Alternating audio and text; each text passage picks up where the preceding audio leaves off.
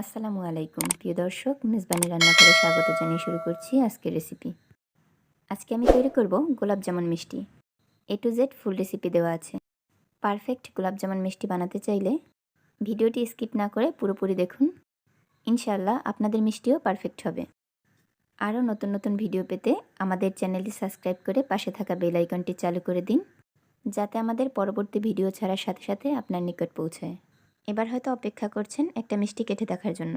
দেখুন মিষ্টিটা কতটাই সফট। এবার মূল রেসিপিতে ফিরে যাওয়া যাক। আমি মিষ্টি তৈরির জন্য প্রথমে 2টি ডিম ভেঙে নিচ্ছি।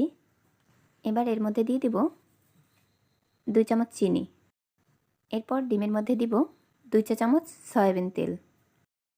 এবার একটি চামচের সাহায্যে ডিমটা ভালোভাবে ফেটিয়ে নিব, ডিমের সাথে যতক্ষণ না পর্যন্ত চিনিটা মিশে যায়। এবার ডিমটা ফেটিয়ে নেওয়া হয়ে গেছে। এবার এক সাইড করে আবার একটি পরিষ্কার পাত্র নিয়ে নিব। তার মধ্যে দিয়ে দিব 1 কাপ দুধ, হাফ কাপ ময়দা। এবার তার সাথে আরও দিয়ে দিব 2 চা চামচ বেকিং পাউডার। এখানে কিন্তু বেকিং সোডা বা ইস্ট ব্যবহার করা যাবে না, বেকিং পাউডারই দিতে হবে। এবার দিয়ে দিচ্ছি 2 চা চামচ ঘি। ঘিয়ের পরিবর্তে এখানে আপনারা তেলও ব্যবহার করতে পারেন। এবার সবগুলো উপকরণ একসাথে মিশিয়ে নিব। এবার অল্প অল্প ডিম দিয়ে মাখিয়ে নিব। একসাথে না দিয়ে অল্প অল্প দিয়ে মাখিয়ে নিতে হবে, কারণ ডিমের তো কোনো মাপ নেই, ডিম ছোট বড় হয়। আমার 2টা ডিমই লেগেছে, আমি অল্প অল্প করে ডিমগুলো দিয়ে দিয়েছি। এবার সুন্দর করে মেখে নিচ্ছি। এই পর্যায়ে নরম আঠালো একটি ডো তৈরি হয়েছে। আপনারা দেখতেই পাচ্ছেন হাতের থেকে লেগে আছে। আমি কিন্তু আপনাদের বোঝার সুবিধার্থে স্কিপ করিনি, ভিডিওটা সম্পূর্ণ দিয়েছি। এবার অন্য একটি বোলের মধ্যে মিষ্টির ডোটা নিয়ে নিচ্ছি। এখন যেই পাত্রে মিষ্টিটা রাখবো ওই পাত্রে একটু ঘি ব্রাশ করে নেব, আর হাতেও একটু ঘি লাগিয়ে নিচ্ছি, কারণ না হলে মিষ্টিটা হাতে লেগে যাবে। এবার হাতের সাহায্যে মিষ্টির শেপ দিয়ে নিতে হবে। এখানে আপনি আপনার পছন্দ মতো মিষ্টির সাইজ করে নেবেন। আমি এখানে 1 কাপ দুধ দিয়ে মিষ্টিটা বানিয়ে নিচ্ছি। আপনারা যদি হাফ কাপ দুধ দিয়ে বানান, 1 কাপ দুধের 4 ভাগের 1 ভাগ ময়দা নেবেন। ঠিক যতটুকু দুধ নেবেন তার হাফ ময়দা নেবেন। মিষ্টির ডোটা কিন্তু আঠালো হয় এবং হাতে লেগে যায়। সেই ক্ষেত্রে আপনারা যা করবেন, 5 থেকে 7 মিনিট রেস্টে রাখবেন। তাহলে দেখবেন ডোটা অনেকটাই শক্ত হয়ে গেছে। আপনি হাতে নিয়ে গোল গোল বলের শেপ দিয়ে নেবেন, আর লক্ষ্য রাখবেন মিষ্টিতে যেন কোনো ফাটা দাগ না থাকে। এখন মিষ্টিটা ভেজে নিব। তার জন্য একটি পাত্র দিয়ে দিয়েছি। দিয়ে দিব 1 লিটার তেল। মিষ্টি কিন্তু ডুবো তেলে ভাজতে হয়, আর অবশ্যই ছড়ানো পাত্রে মিষ্টিটা ভাজবেন। আর মিষ্টিটা তেলের মধ্যে দেওয়ার সময় আবার একটু হাতে নিয়ে গোল করে নেবেন। এই সমস্ত দিকগুলো লক্ষ্য করে যদি মিষ্টিটা বানান, আপনার মিষ্টিও পারফেক্ট হবে। তেল কিন্তু এখনও ঠান্ডাই আছে।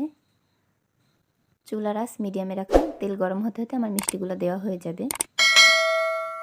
এবার একটা দিক লক্ষ্য করুন, দেখবেন মিষ্টিগুলো তেলের উপরে ভেসে উঠতেছে।